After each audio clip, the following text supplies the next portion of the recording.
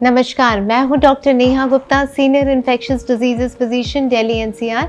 और आज हम मंकी पॉक्स से संबंधित कुछ जानकारी शेयर करेंगे। तो ये मंकी पॉक्स क्या है? बेसिकली मंकी पॉक्स एक वायरल इन्फेक्शन है जो कि आप सभी ने पहले स्मॉल पॉक्स का नाम सुना होगा। तो जो वायरसेस स्मॉल पॉक्स या फिर काउ पॉक्स कराते हैं, वही group of viruses monkey pox का भी कारण है। तो मंकी पॉक्स को कब सस्पेक्ट करना चाहिए? अगर फीवर, शिवरिंग, बॉडी एक ज़्यादा हो रहा है या फिर लिम्फ नोड स्वेलिंग हो रही है जो कि जॉ के पीछे या फिर कान के नीचे या फिर इंग्वाइनल रीजन में लिम्फ नोड स्वेलिंग है, और फिर रैशेस, जैसे कि चिकन पॉक्स में रैशेस आते हैं या फिर स्मॉल पॉक्स में पहले रैशेस आते थे, उसी तरह से मंकी पॉक्स में भी रैशेस होते हैं, which is characteristic of this monkey pox infection. Complications हो सकते हैं जैसे कि निमोनिया या फिर ब्रेन में इन्वॉल्वमेंट, जिसको कि एनकेफ्लाइटिस बोलते हैं, ये एंड सेकेंडरी बैक्टीरियल इन्फेक्शंस भी हो सकती हैं जिसकी वजह से मोर्टेलिटी या फिर डेथ्स होने के चांसेस बढ़ जाते हैं। ओवरऑल 90 to 95% लोग मंकी पॉक्स से अगर संक्रमित हुए हैं तो वो ठीक हो जाएंगे, बट 5 to 10% लोगों में पॉसिबिलिटी है कि उनको सीवियर कॉम्प्लिकेशंस या फिर डेथ या मोर्टेलिटी भी हो सकती है इस इन्फेक्शन से। इसका ट्रांसमिशन कैसे होता है? जैसे इसमें चिकन पॉक्स में एयरबोर्न ट्रांसमिशन की संभावना है, उसी तरीके से मंकी पॉक्स में भी एयरबोर्न ट्रांसमिशन की संभावना बिल्कुल है। और इसके अलावा most common mode of transmission इसका कांटेक्ट के थ्रू होता है। तो अगर कोई किसी भी पेशेंट को इन्फेक्शन है, तो अगर वो किसी दूसरे व्यक्ति के संबंध में आता है और क्लोज कांटेक्ट है, या फिर एयरबोर्न ट्रांसमिशन, जैसे कि अगर रूम भी शेयर किया हुआ है, तो उसमें चांसेस बढ़ जाते हैं ट्रांसमिशन या फिर इन्फेक्शन होने के। यूजुअली मंकी पॉक्स कितने दिन रहता है? जो सिम्टम्स हैं usually they last for close to 10 days, but कई बार 2 से 4 हफ्ते तक इसका प्रभाव रह सकता है और कुछ ना कुछ सिम्टम्स रह सकते हैं, और इन्फेक्शन को ठीक होने में इतना समय लग सकता है। अगर किसी को मंकी पॉक्स हुआ है और अगर हम उसकी संक्रमित या उससे कांटेक्ट हुआ है, तो कब तक हमें अपने आप को ऑब्जर्व करना चाहिए सिम्टम्स के लिए? तो यूजुअली मंकी पॉक्स के सिम्टम्स 14 दिन के अंदर आ सकते हैं, बट 21 दिन तक इसके आने की समय, तो 2 से 3 हफ्ते, मैक्सिमम 3 weeks तक हमें ये देखना चाहिए कि कहीं इन्फेक्शन तो नहीं हो रहा या फिर कोई सिम्टम्स तो हमें डेवलप नहीं हो रहे। अगर किसी पेशेंट को मंकी पॉक्स सस्पेक्टेड है, उसके संक्रमण में अगर हम आ जाएं तो इसका ट्रीटमेंट क्या है? So as such monkey pox के लिए ट्रीटमेंट में एक मेडिकेशन है जिसको कि टिकोविरिमैट कहते हैं। ये आईवी एंड ओरल दोनों ही तरीके में उपलब्ध है। यूजुअली जो ड्यूरेशन ऑफ ट्रीटमेंट है 14 days का होता है। This is the approved medication as per the US FDA।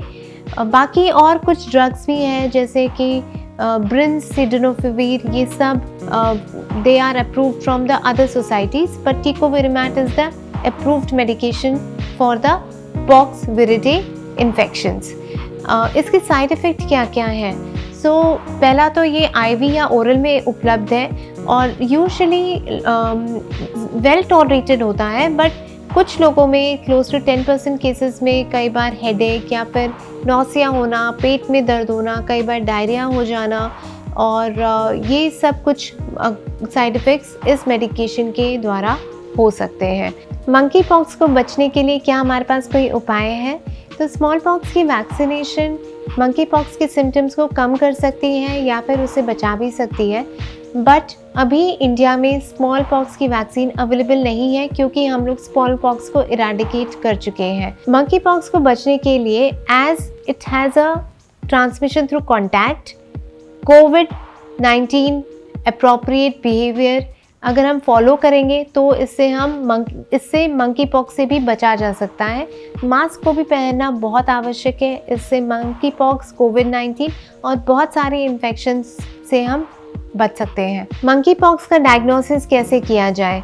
तो जैसे कि हमने देखा कि कोविड-19 का डायग्नोसिस RT-PCR के द्वारा किया जा रहा था, उसी तरीके से मंकी पॉक्स का डायग्नोसिस भी एक PCR टेस्ट के द्वारा किया जाएगा। एंड ये एक DNA वायरस है, तो फिर इसका भी टेस्ट एक RT-PCR which will detect the monkey pox DNA, उसके द्वारा एस्टैब्लिश किया जा सकता है। मंकी पॉक्स का प्रिवेंशन हम कैसे कर सकते हैं? तो स्मॉल पॉक्स की वैक्सीनेशन डेफिनेटली मंकी पॉक्स की सीवियरिटी या फिर इसको प्रिवेंट भी कर सकती है, बट अभी हमारे पास स्मॉल पॉक्स की वैक्सीन अवेलेबल नहीं है। बट अभी हमारे पास फिर भी उपाय हैं जिसके द्वारा हम मंकी पॉक्स का ट्रांसमिशन को रोक सकते हैं, और ये उपाय है मास्क पहन के रखना, क्योंकि इसका एयरबोर्न ट्रांसमिशन होता है, तो मास्क पहनेंगे चांसेस ऑफ इन्फेक्शन भी कम हो जाएंगे। दूसरा है strict hand hygiene. Hand hygiene appropriately, आप अगर बाहर जाएं तो सैनिटाइज़र का यूज़ करें। अप्रोप्रिएट मेथड्स से हैंड हाइजीन जो 5 मेथड्स होते हैं वो आप करिए, तो उससे भी risk of transmission monkey pox का काफ़ी कम हो जाएगा।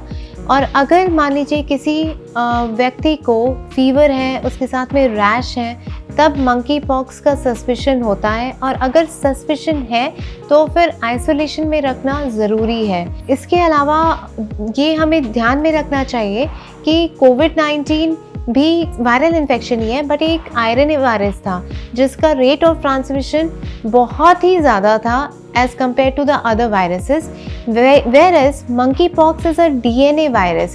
So ये दो वायरल इन्फेक्शन तो है, पर दोनों डिफरेंट ग्रुप को बिलोंग करते हैं, और monkeypox में rate of transmission as compare to कोविड-19 बहुत कम होने की संभावना है।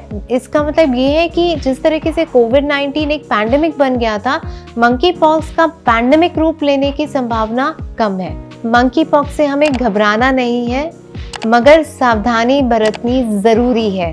अपने स्वास्थ्य का ध्यान रखिए और स्वस्थ रहिए। धन्यवाद।